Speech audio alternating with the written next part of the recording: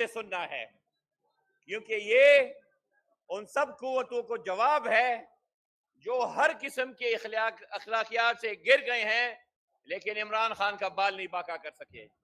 تو غور سے سنیں، بسم اللہ الرحمن الرحیم۔ ہم پاکستانی عوام عمران خان کو ایک قومی ہیرو اور پاکستان کے منتخب حقیقی وزیر اعظم مانتے ہیں، جنہیں 8 فروری 2024 کو عوام نے ووٹ دے کر منتخب کیا تھا۔ ہم اس بات کو یکسر مسترد اور شدید مذمت کرتے ہیں کہ وہ یا ان کے ساتھی قومی سلامتی کے لیے خطرہ ہیں۔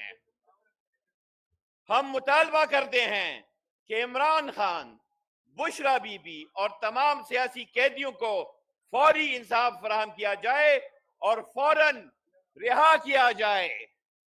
عمران خان کو اپنے اہل خانہ، وکلاء اور سیاسی ساتھیوں سے ملاقات پر کوئی پابندی نہ لگائی جائے۔ ہم اس سیاسی جدوجہد کے تمام شہداء، چاہے وہ 9 مئی کے ہوں، 26 نومبر کے ہوں یا کسی اور موقع کے، کو خراج عقیدت پیش کرتے ہیں۔ اسی طرح ہم تمام یونیفارم پہنے نوجوانوں کو سلام پیش کرتے ہیں جنہوں نے وطن کے لیے جانوں کا نذرانہ ادا کیا۔ ہم حکومت سے مطالبہ کرتے ہیں کہ ان سب کی قربانیاں کبھی فراموش نہ کی جائیں۔ ہم اپنے صوبے میں گورنر راج کی کسی بھی صورت مکمل طور پر مسترد کرتے ہیں۔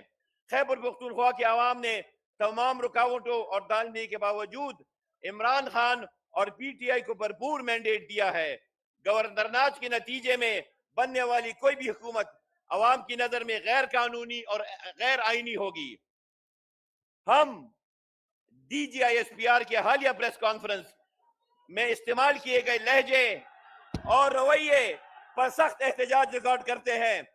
ایک غیر منتخب سرکاری ترجمان نے منتخب قیادت کے لیے غیر مہذب زبان استعمال کی، جس میں عمران خان جو عوام کے نزدیک جائز وزیر اعظم اور قومی ہیرو ہیں، اور سہیل آفریدی جو خیبر پختونخوا کے وزیر اعلیٰ اور اس کے 4 کروڑ عوام کی نمائندگی کرتے ہیں، شامل ہیں۔ یہ رویہ قائد اعظم کے سول سپریمیسی کے اصولوں کے خلاف ہے۔